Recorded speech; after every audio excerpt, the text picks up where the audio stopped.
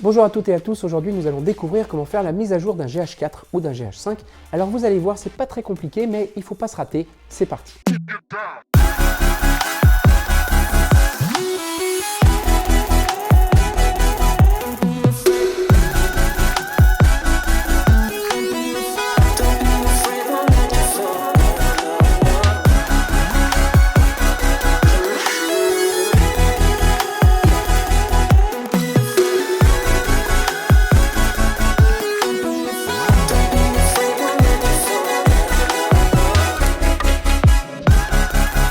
Panasonic propose régulièrement des mises à jour, et ça c'est super cool, parce qu'en plus de venir corriger des bugs, elle propose en général de nouvelles fonctionnalités, dont certaines ont pu être proposées par les utilisateurs. Ce qui est moins cool en revanche, c'est qu'à une époque où on est habitué à tout faire en 2 tapes sur un écran tactile et sans fil, et alors que le GH4 et le GH5 sont équipés du Wi-Fi, et bien chez Panasonic, les mises à jour continuent d'être faites à l'ancienne. On va voir ça ensemble. Avant de commencer la mise à jour, il faut s'assurer de disposer d'une carte SD qu'on va formater. Alors attention, qui dit formatage dit effacement de la carte, donc autant qu'elle ne contienne pas de rush important. Pour formater la carte, on l'insère dans le GH4 ou le GH5 et on se rend dans le menu pour naviguer jusqu'à la fonction formater.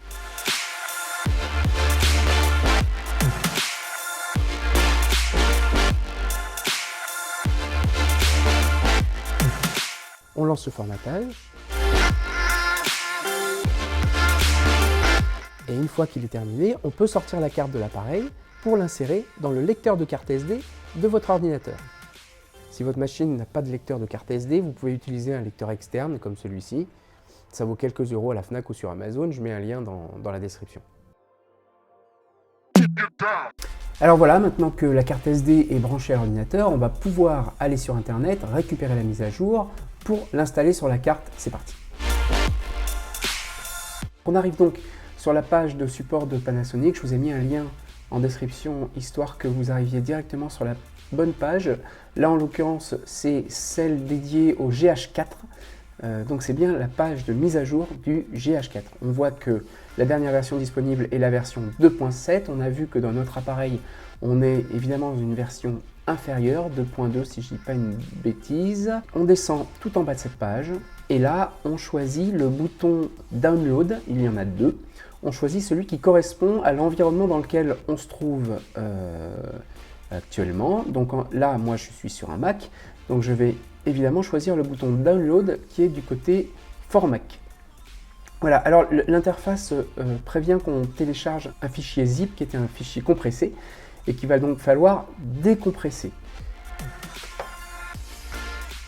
On clique sur Download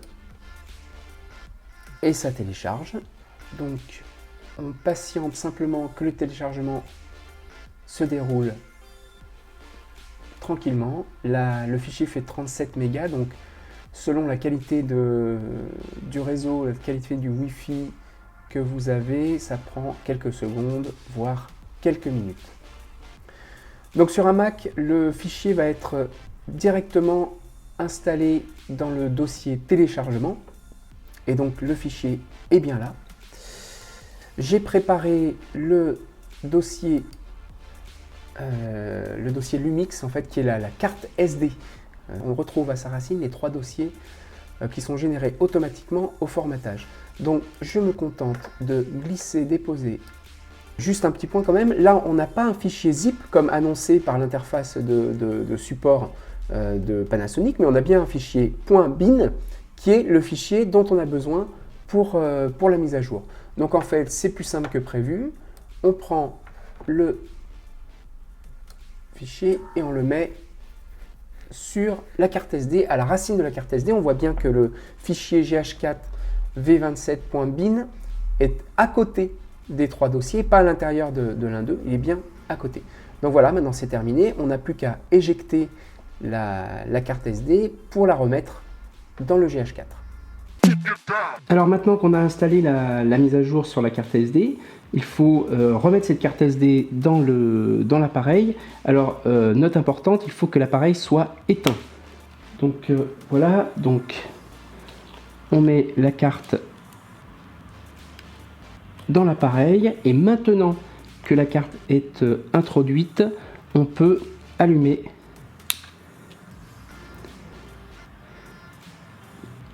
Voilà. Et là, il suffit d'appuyer sur lecture.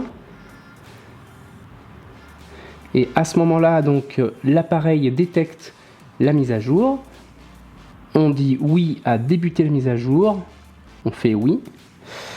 Et là, cette mise à jour va durer un certain temps et c'est la raison pour laquelle il faut avoir une batterie pleine parce que la mise à jour peut durer quelques minutes. Donc on ne touche à rien pendant cette mise à jour. Donc nous étions en version 2.2 et donc après la mise à jour, l'appareil doit passer en version 2.7.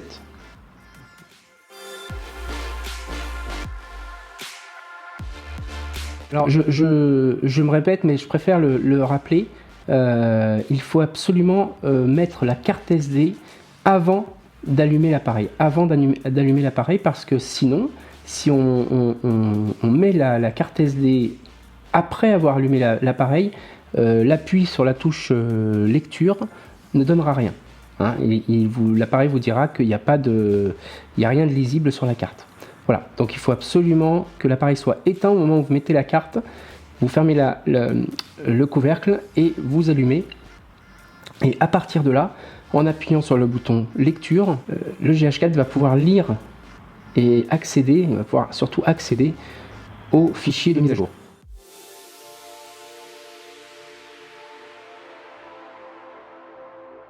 Donc maintenant l'appareil a redémarré.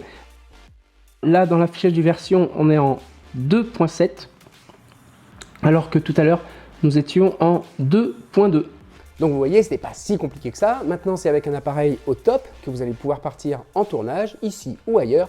Ciao!